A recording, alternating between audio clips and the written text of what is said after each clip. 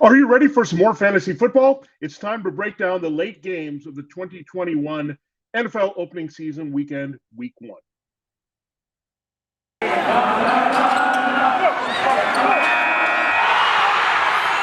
are Locked On Fantasy, your daily NFL fantasy podcast. Part of the Locked On Podcast Network, your team every day.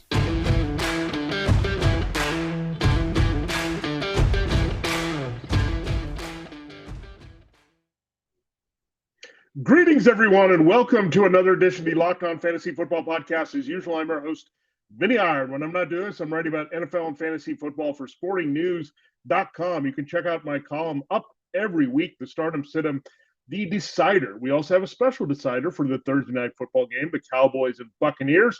I have a full breakdown of that game individually and all the early first half games there, the 8 early games starting with Thursday night, all the way through some early Sunday contests. Here we're going to do the back half of the games all the way through Sunday night and Monday night football. So 8 games we covered yesterday. If you missed that, check it out.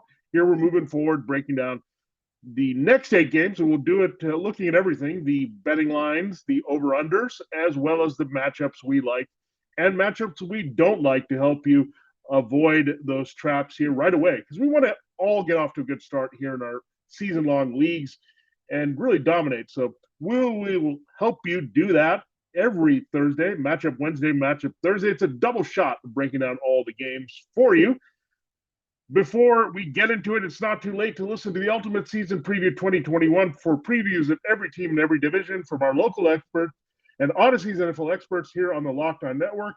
Search Ultimate Season Preview 2021 today on the Odyssey app or wherever you get your podcasts. All right, it is time to dive into the back half of the games. We'll pick up where we left off yesterday. That means we have to look at the Seahawks and Colts matchup. The Seahawks are 3-point favorites here on the road in Indianapolis. They're a very good road team under Pete Carroll, especially early in the season when you don't have to worry about the adjustment there going from West Coast. 50.5, so pretty aggressive point total here for this game. Part of it is there are concerns about the Seahawks defense, but there are also concerns to me, certainly about the Colts offense. So let's start with the Seahawks. I think that's the easy part. Russell Wilson comes in as a pretty solid QB1. I think he's more of a back end. This Colts defense is pretty good. Keep that in mind. They've eliminated a lot of quarterbacks there from doing big time damage, but Wilson's in your lineup every week. I don't think he'll have the same hot start that we saw last season, but he actually might be a little bit more consistent with steadier numbers here all throughout. That's sometimes what we want out of Wilson here. And I think that's going to happen with Shane Waldron. It's going to be even keel with the new offensive coordinator, passing the ball around. So you look at DK Metcalf, basically the Colts' best corner is Xavier Rhodes, but he's older, he's bigger, he has the size, but certainly not the speed to keep up with DK Metcalf. So the principles here, DK Metcalf is a wide receiver 1 as you drafted him. Tyler Lockett, just be a little bit careful with him. He's more of a wide receiver 3. So if you have slightly better options, you can go there. But that's how I also looked at Tyler Lockett for the season. Chris Carson, good to go here. Rashad Penny's still a little bit banged up behind him. So Carson is the guy you're going to plug in every week as an RB2 while healthy. Here, the Seahawks are not going to totally abandon their run-heavy approach. It's just going to be a little bit more diversified where the passing game and running game have a little bit more symmetry here. So, yeah, Carson, RB2, you can trust him there, and Metcalf and Wilson in their regular roles. Just be careful a little bit about Lockett in this lineup. Are we going to look at Gerald Everett? Anybody else there? Not quite, but one entity that you might look at a little bit more is the Seahawks defense here. Jamal Adams got the new contract here on the road. Carson Wentz was a messed up turnover guy. He's a bit rusty, didn't play in the preseason here. You also could really have 2 key injuries here. Quentin Nelson not on the recovery path as Carson Wentz. So they could be missing a key guy up front for that Seahawks interior defensive front to go after here. Nelson is the best offensive lineman, I think, overall in the NFL. So, or is that Eric Fisher, their new left tackle? They're coming over from the Chiefs after they released him. He's also hurting going into this game. So it could be a little tough there. The Seahawks need to generate a pass rush. Their secondary is a bit suspect. So there are some opportunities there, but the offensive line issues could contain Wentz here. So really how it boils down for me with the Colts, not liking too much here on their side. Not looking at Wentz, having not played the preseason, really much of it. They're in training camp with that injury, not going there. I don't think we need to go there even in the 2 QB leagues this week. I think you can do better there. Michael Pittman, if you want to look at him, you could. Paris Campbell hurt again. What else is new here going in? T.Y. Hilton, we know, is on the shelf. So I think it's a bit of a reach here to go to anything else other than Jonathan Taylor. I think John Taylor tempered expectations. The Seahawks are vulnerable enough where I think Taylor can have a big game. I think certainly things are going to go around it. But if Nelson misses the game, that hurts Taylor. If the passing game is not legit here early, that's going to hurt Taylor to some degree, especially if they have to use Nyheim Hines with negative game script and they trail the Seahawks here. So not a lot I love there. Taylor's an RB2. On the other side, Carson RB2, Lockett wide receiver 3, and a little bit dropping down into more reasonable ones at their position, Russell Wilson and DK Metcalf. All right, let's go to the next game here, staying in that window. The Vikings and Bengals, so another crossover NFC-AFC affair, this time with a NFC North team going to an AFC North team in Cincinnati. Mike Zimmer used to coach there with the Bengals as a coordinator, so he comes back, kind of a homecoming there. You also have a reunion of 2 LSU explosive receivers here. Justin Jefferson, last year's amazing rookie, going into year 2 with high expectations. And you have on the other side his former teammate who last played with Jefferson at LSU with Joe Burrow in the 2019 season they had running to a national championship. That is Jamar Chase. So let's break this down for you. Let's start with the Vikings. It's pretty much a green light game for them here early, as no COVID issues yet for this team. But Kirk Cousins, a decent streamer. So if you're looking for a QB2 and you're deciding Wentz or Cousins or something like that here in your lineup, I think you certainly have to go Cousins because, again, he probably has a capped just ceiling in general because they're going to be run heavy with Dalvin Cook and all that stuff here. So Dalvin is in a great spot to produce right away as your many leagues, the number 2 overall pick, whatever format you're looking at. But Cook is going to have a solid game right away. Bengals have a revamped defense. They're still a little soft in linebacker. They definitely invested a lot in the pass rush there. The question mark, however, is going to be Trey Waynes and not playing this game. They're the former Vikings, so they are very limited at cornerback. That bodes well for Jefferson and Adam Thielen. So I like both of them being top 12 potential this week as high-end wide receivers. The Jefferson's already there every week. He's a top 6 to me, but Thielen gets in there.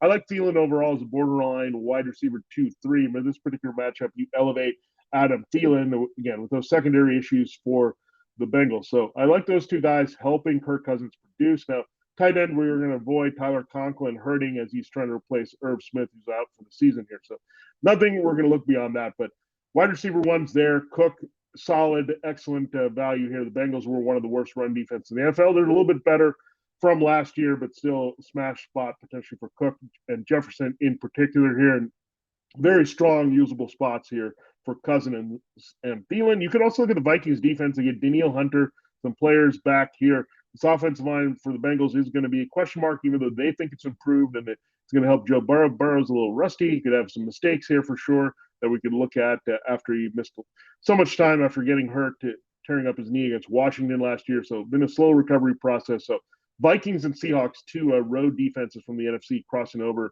in interconference matchups you can look at this week.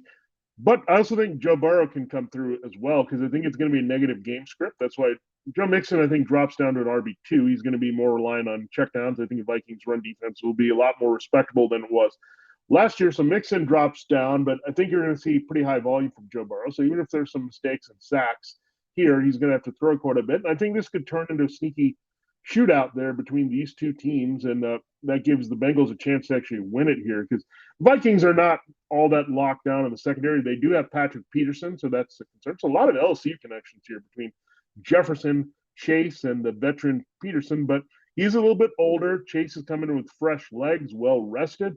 So we'll see. Maybe they'll put Peterson on T. Higgins there, but I'm not as high on Higgins there this week. I'm more about Chase. I think people keep undervaluing Chase, focusing too much on the drops versus the pure talent and the reconnection of Burrow. I think we'll see Chase come through more like he should as a high first-round pick here. And I think Higgins, again, because he's a veteran presence there, I could see him having a little bit more Peterson as Peterson slow down a little bit with his age. So something that we have to keep in mind there. But one of them is going to disappoint. I think I'm going to lean towards Higgins more than Chase. I just believe in the world of talent that Chase has, and that always comes to fruition in fantasy football, much like we saw with Jefferson. Remember, we had some doubts.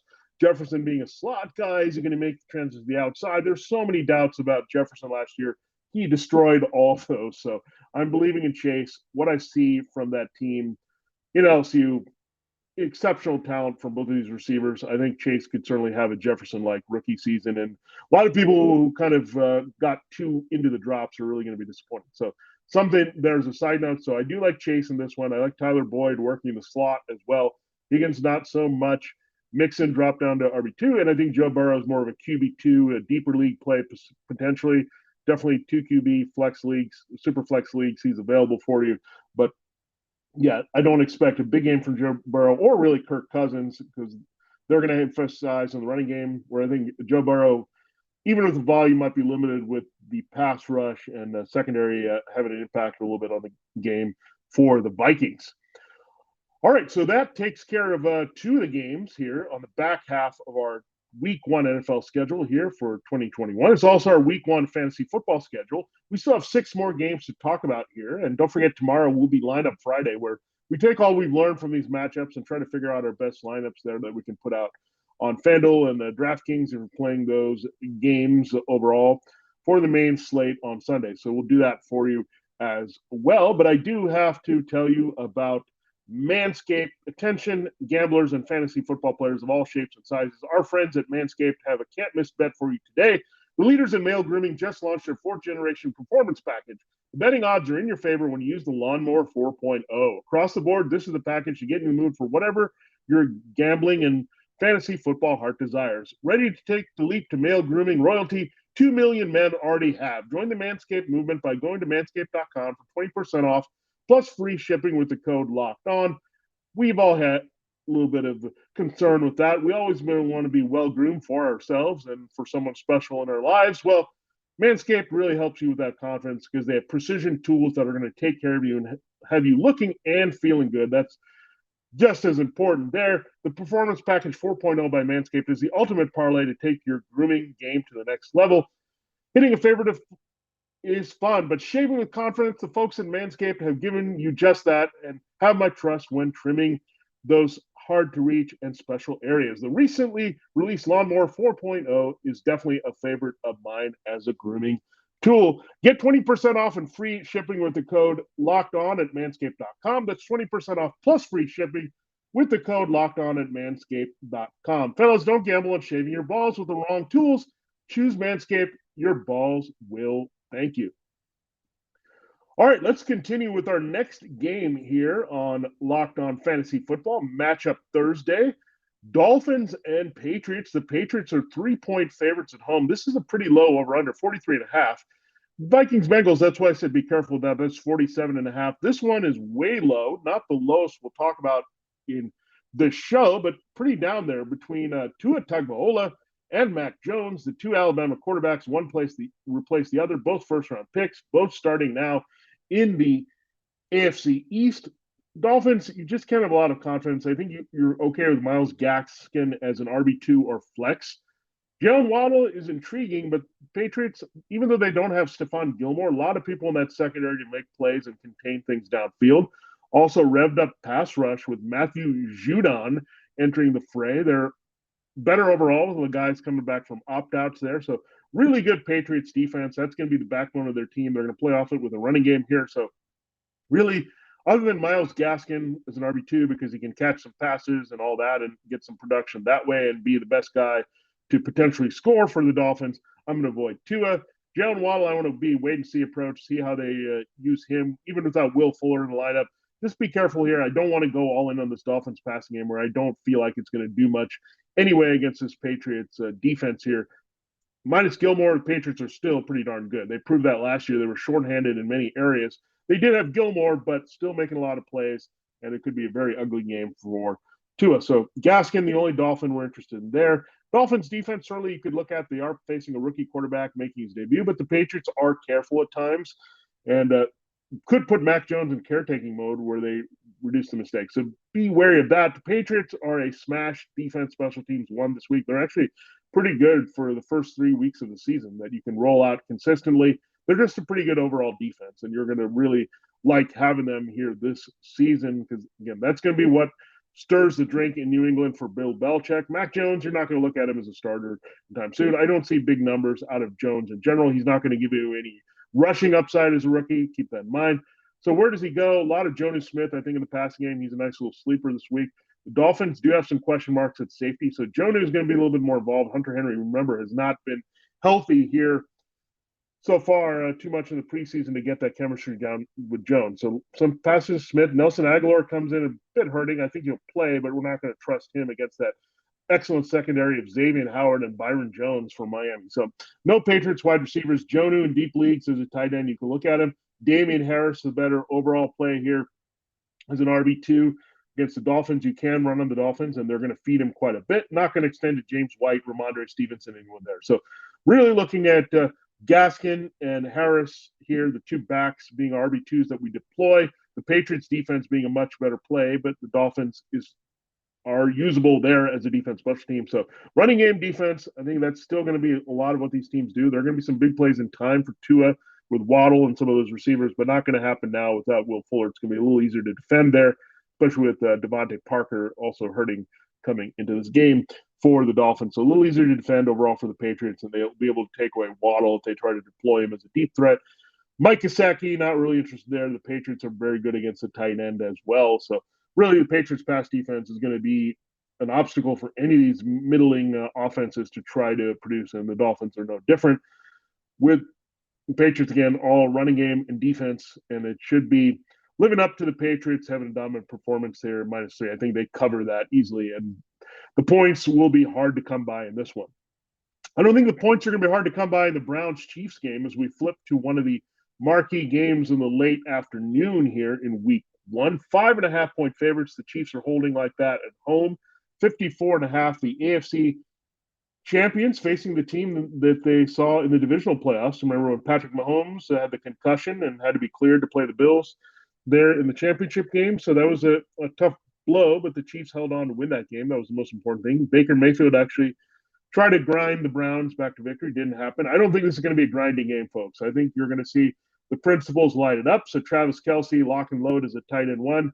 Tyreek Hill, even though this Browns secondary deeper, have more options, Tyreek Hill's always going to be a wide receiver 1 making some big plays. I don't trust Mecole Hardman at all. You're not going to extend there. We have to wait and see with him. He's also hurting coming into this game a little bit. So yeah, the Browns are just loaded back there. Denzel Ward, but you have Greedy Williams. You got Grant Delpit in there that should be out there. Yeah, just overall better safety and cornerback play that you're going to look at from the Browns. Don't also forget their first-round pick, Greg Newsome. So a couple first-round picks there in Ward and Newsome out there. Some good depth. You also have Troy Hill that came over from the Rams. So, yeah, it's going to be hard for any extra receivers to get going against this team. So Hill, Kelce, lock in. Patrick Mahomes, probably still a top 3 QB, even if the Browns defense is improved with Jadeveon Clowney. Some of the pass rush they can make happen in the secondary. You're still Patrick Mahomes every week play, no matter what. And again, no lower than top 3 for me this week. On the other side of things, you're obviously going to avoid the Chiefs defense.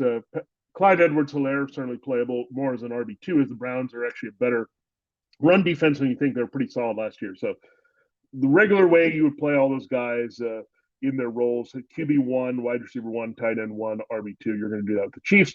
Chiefs defense is going to be playable at some point, not here against Cleveland and that explosive attack with Baker Mayfield. So how do we look? Baker Mayfield certainly is a back-end QB1 for me. I think he'll crack the top 12. He's going to have some volume here. The Chiefs pass defense is pretty good, but the Browns play off the running game with Nick Chubb and all that.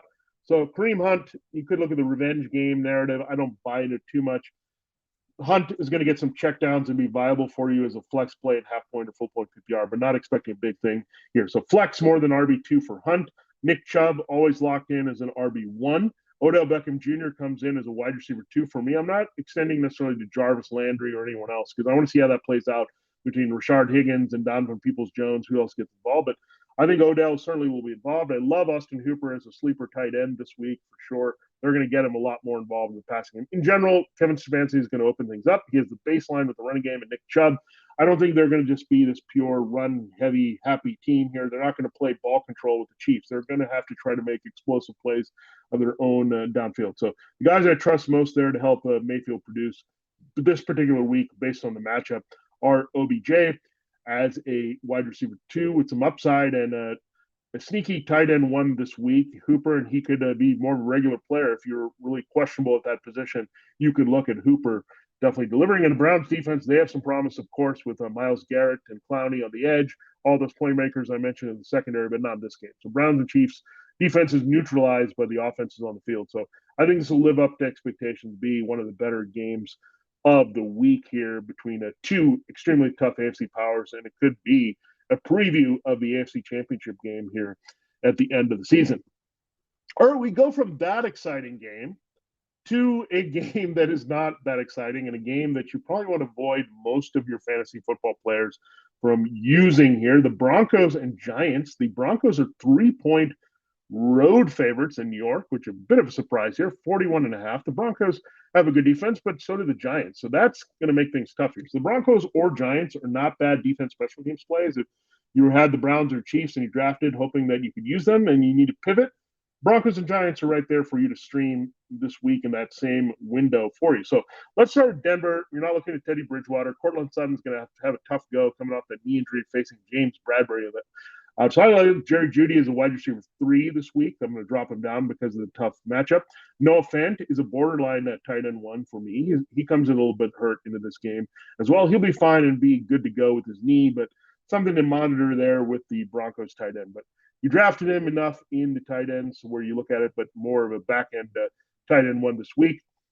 And what do we do with the backfield here? Javonte Williams, Melvin Gordon. Keep in mind the Giants' run defense is pretty good from last year. So I want to see how this plays out. I don't know if I like maybe potentially seeing Melvin Gordon early. I think if you're going to play either, I think you look at Javonte Williams as a flex play this week versus an RB2, knowing the matchup is tough and knowing we're not exactly sure what the role is going to be, but not interested in Gordon at all for the Broncos team. So no Sutton, no Bridgewater, a little bit of Jeudy and Fant and Williams, but none of Gordon for sure. And I think Gordon I might be off unless something happens to Williams that you would look at Gordon having any real value standalone that you're going to force into your lineups here in 2021. Now, start with the Giants here. Kenny Golladay could see some tough matchups as well. This Broncos secondary has improved. Their pass rush is pretty good. So no Daniel Jones, no Kenny Golladay. We're not sure what Kadarius Toney's role is going to be to cut into Galladay's work. Sterling Shepard, Darius Slane. I'm just not sure how the pecking order is going to work at wide receiver. They're suddenly pretty deep.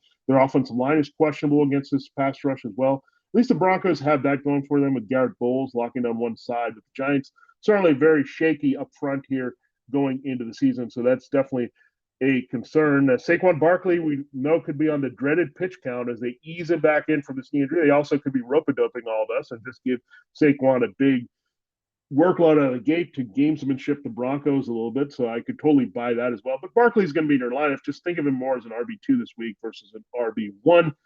Avoiding the entire passing game, Golladay, Toney, Shepard, Slayton, and Jones, the guy that's tying it all together. Evan Ingram is going to miss this game. Pretty sure of that. Kyle Rudolph also hurting. So not looking for any tight end sources of points. So Barkley and the Giants D are the only plays for the home team, but that could be enough here to get the job done. What could be a low-scoring game, as we expect, with that 41.5 point total. All right, so we've looked at 5 games now. We've got 3 more games to get to, including Packers Saints and Sunday Night Football Bears Rams, and your Monday Night Football opener here, Ravens and Raiders. We'll get to those in our final segment. It is that time of the year again as we're talking football, and all eyes are now turning to football as teams are back on the gridiron to start the NFL season. As always, BetOnline is your number one spot for all the pro and college football action this season. Get all the updated odds, props, and contests, including online's biggest $500,000 NFL mega contest and the world's largest $200,000 NFL Survivor contest, open now at BetOnline. Head to the website or use a mobile device to sign up today to receive your 100% welcome bonus. Be sure to take advantage of their opening day super promo. Make a bet on Thursday, September 9th season opener between the Super Bowl champion Buccaneers and the Dallas Cowboys. If you lose, your wager will be refunded up to $25 for new customers only when signing up and using the promo code NFL100. BetOnline is the fastest and easiest way to bet on all your favorite sports, from football, basketball, boxing, right down to your favorite Vegas casino games. Don't wait to take advantage of all the great offers available for the 2021 season. BetOnline, your online sportsbook experts. All you have to do is enter the promo code LOCKEDON for that special discount here to get in on BetOnline. With the ever-increasing numbers of makes and models, it is now impossible to stock all the parts you need in traditional chain storefront. Why are often pointless or seemingly intimidating questioning and wait while the cameraman orders the parts on his computer? Choosing the only brand is warehouse empty carry. You have computers with access to rockauto.com at home and in your pocket. They have everything you can imagine. rockauto.com, from engine control models and brake parts to tail lamps, motor oil, and even new carpet. Whether you're a classic driver or you're a daily driver, get everything you need in a few easy clicks delivered directly to your door. You'll find a catalog that's unique and remarkably easy to navigate at rockauto.com. You can quickly see all the parts available for your vehicle and choose the brand, specification, and most important, prices you prefer. That is the best of all, rockauto.com. The prices are always reliably low and the same for professionals and do-it-yourselfers. Why spend up to twice as much for the same parts? Go to rockauto.com right now and see all the parts available for your car or truck. Right locked onto their "How did you hear about us" box so they know that we sent you. Amazing selection, reliably low prices, all the parts your car will ever need. Find them at rockauto.com. All right, final three games here. Packers, Saints. The Packers go on the road to Jacksonville, not New Orleans. Unfortunately, there the Saints had to relocate, so everyone trying to recover there from the hurricane. We think about you here and the Saints facing a little dislocation because of that. Here, what do they do in Jacksonville? It's tough here. Jameis Winston making his first start for New Orleans. So let's go with the easy side, the Packers here. Aaron Rodgers. The Saints' pass defense are trying to piece it together. They lost Trey Hendrickson in the offseason, a key part of their pass rush opposite Cameron Jordan. They were trying to act on losing Janoris Jenkins. They lost a pretty good pass defender on the second level in Alex Anzalone. So definitely some losses there for that Saints defense. Aaron Rodgers locked in. He's a solid QB1 for you this week. Davonte Adams every week as a wide receiver 1. Should have a nice matchup here and a heavily targeted player again as usual. From Rodgers to Adams, we'll see about that. I'm not going to be buying into the other receivers here, especially with Randall Cobb in the mix to mix things up with Marquez Valdez-Scantling. So not looking there. Robert Tonyan looking at a tight end 1 here for sure with scoring potential, much like he was last year in his role. So the principles here, Rodgers, Adams, and Tonyan in the passing game. Of course, Aaron Jones out of the backfield. The Saints' run defense has been pretty good, but it's a little bit weakened now. Aaron Jones is in your lineup every week. He's definitely well inside the top 10 for me this week and almost every week with the volume. So don't worry too much about A.J. Dillon just yet. He's going to be a guy that they put in. He's not really a receiving type and pass protection guy the way Jamal Williams was. He's more a power runner complement there. So that's something to keep in mind. But A.J. Dillon must have handcuff here to Aaron Jones. He'll have his value standalone in certain matchups. This, however, in a pretty close matchup is not it here to trust there. So principles for the Packers are in. You can also look at the Packers defense, very good on the back end with Jair Alexander. Very good safety play. We know Jameis Winston is always having a potential for interception and turnovers. Saints offensive line is pretty good, but Winston can hold the ball, maybe looking for these unfamiliar receivers. Marquez Callaway, he has downfield, but holds it too long, can make bad decisions. Therefore, the Packers could come up with a big play here. And again, not the same intimidation factor going on the road to the Superdome than a neutral site there in Jacksonville, which also helps the Packers defense. Now, let's look at the Saints. You're not looking at Jameis Winston. The Packers' strength is their pass defense, so you can't go there. I'm not going to Marcus Callaway with the threat of seeing Alexander, especially there's no one else really that you're going to look at. Is Alexander really going to be on Traquan Smith? I doubt it. He's going to look at anyone else? No. So Alvin Kamara is pretty much the only Saint you want to really look into. The Packers are a little bit of a struggle in the front seven. They also have a limited speed there. They're a better pass rushing team on the second level. So Kamara could have a really big game here as they feed him very heavily here to try to take pressure off Winston. Again, you do not want to attack the Packers with the pass. Say that 3 times fast. But you do want to attack them in the running game and the short passing game there to a lot of Alvin Kamara. So Kamara, if you look at DFS, and again, season long, we know he's going to smash it. He might be the top running back on the board when it's said and done with the scoring this week. I don't know if he's going to give you that monster 5 to 6 touchdown game, but I think it's going to be a pretty big game out of the gate for Kamara for sure.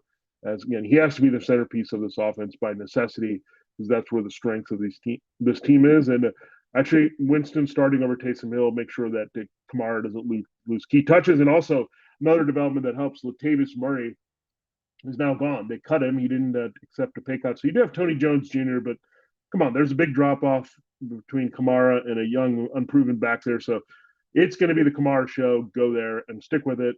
Saints defense, I think there's a perception that they're still very good, but they're in transition here.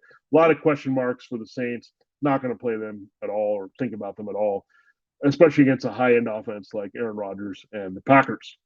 Let's flip to Sunday Night Football here, involving another team from the NFC North, the Bears. They go on the road to Los Angeles to face the Rams. So it seems to be a very favorite Sunday Night Football matchup. I don't get it. I get it to some degree. The last two games weren't that good. The Rams defense kind of dominated the Bears offense with either Mitchell Trubisky or Nick Foles. I don't think the result is going to be much different with Andy Dalton in there instead of the first-round rookie Justin Fields. So Bears, you can squeeze out RB2 value from David Montgomery. Darnell Mooney hurting a little bit this one. So I don't expect total Allen Robinson getting shouted by Jalen Ramsey, but you certainly have to fade him. He falls more into wide receiver 3 category this week just because that Ramsey presence has been tough before. He can produce because he can also move him around. You also have Darnell Mooney there. He's a little bit hurting more than we expected with the back injury. So I would cool off on Mooney. I know they lost Troy Hill, their second corner there, as we mentioned earlier, to the Browns, but just not going to force Mooney. I'm not going to look at Cole Kmet or Jimmy Graham, anyone like that.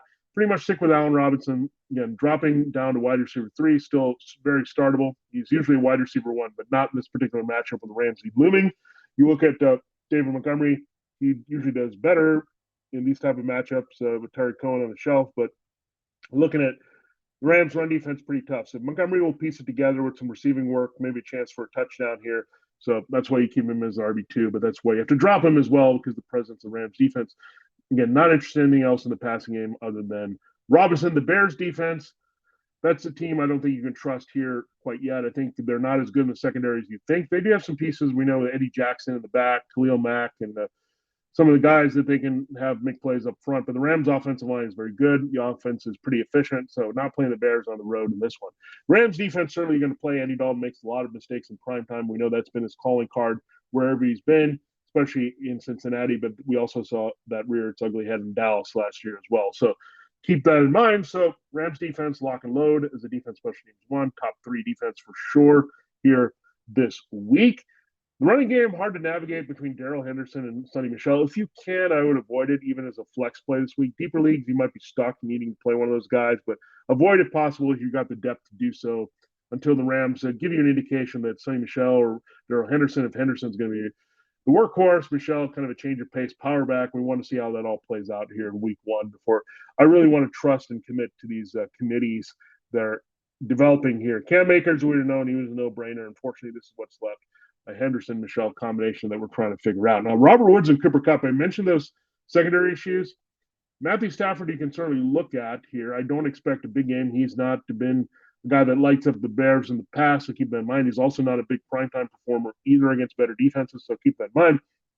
I think Woods and Kupp are going to have a decent day. Tyler Higby is a hard guy to look at with the activity of his Bears linebacker and safety core. So if you need him, Tyler Higby can be a back-end tight end 1 here, but I do like Robert Woods and Cooper Kupp to certainly finish as wide receiver 2s. I'm just being conservative there with their production here, but I think one of those guys is going to shoot up into wide receiver 1 and finish in the top 12. This week, the point total is limited here, 46.5. So the scoring is going to be mainly with the Rams here. So you really have to temper expectations and limit your Bears exposure to this one, where their main Rams exposure has to be those receivers, Woods and Kupp. And if you need Stafford to tie it all together as a back-end QB1, you can look at that as well. The final game of week number 1 that we're breaking down here, the Ravens at the Raiders. This is in Las Vegas here on Monday Night Football. Check out that Vinnie brothers extra telecast there at ESPN too. That's how I'm going to watch here with Peyton and Eli there to break it down. I want to see what they think of Lamar Jackson and Derek Carr in this matchup. What do we think of Lamar Jackson and Derek Carr? Well, it's a 4.5 point spread in favor of the Ravens. I think that's rather low here. I think the Ravens offense can do pretty much whatever they want against the Raiders. It's 50.5 is the over-under. So that also implies some good scoring for the Ravens. So Lamar Jackson, high-end QB1 this week. Mark Andrews, top QB target here for Lamar Jackson. He's no lower than the tight end 3 for me. Maybe you look at Darren Waller dropping down a bit, George Kittle bumping up a little bit behind Travis Kelce. But however you look at it, Mark Andrews, no lower than top 3 as a dominant tight end 1. He's going to definitely score in this one. He just got the new contract. Lamar Jackson's going to feed him for sure. With the wide receiver situation, iffy. Marquise Brown goes in the game a little bit hurting. We'll see. I think he'll gut it out and play, but you don't have Rashad Bateman or Miles Boykin. Sammy Watkins isn't at 100% either. So a lot of Jackson to Andrews is going to be connected here. A lot of Jackson in the running game. You have Gus Edwards in the running game. That's why I also like Tyson Williams there. The number 2, I know they signed Le'Veon Bell to the practice squad in Baltimore, but they were high on Tyson Williams. He was already going to jump Justice Hill behind J.K. Dobbins and Gus Edwards. Now he slides up behind Edwards. So I think the Ravens are going to have positive game script. They're going to run pretty well here with Edwards and Jackson. That's going to leave some opportunities for Tyson Williams in the second half to clean up and maybe get a cheap score in this one as the new Edwards, so to speak, as Edwards slides into Dobbins' role only without pass catching. So another reason I like Andrews again, Edwards is not the biggest pass catcher. They're going to have to distribute to him a lot in the short to intermediate game, and I think that's where the Ravens will go. So Jackson Andrews, that's a nice little stack for you if you're playing the Monday Showdown or DFS formats where you include the Monday night game.